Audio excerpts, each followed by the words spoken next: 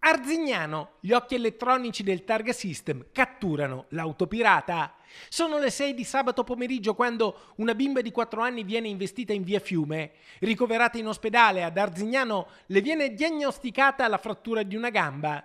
La macchina coinvolta nell'incidente però si allontana, scattano le ricerche, gli investigatori della polizia locale con l'aiuto dei testimoni e delle telecamere intelligenti che sorvegliano la cittadina risalgono alla vettura e a chi la guidava in quel momento. Si tratta di una signora di 92 anni che vive ad Arzignano.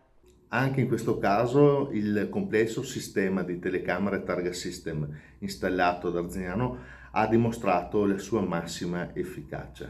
Però purtroppo per l'ennesima volta dobbiamo rinnovare l'appello ai nostri cittadini perché è fondamentale, è obbligatorio fermarsi e prestare soccorso in caso di incidente. Uno, perché non farlo si rischia di entrare in un reato penale. Secondo, ad Arzignano praticamente è impossibile scappare perché con la lettura targhe automatizzata che abbiamo riusciamo sempre a risalire al colpevole.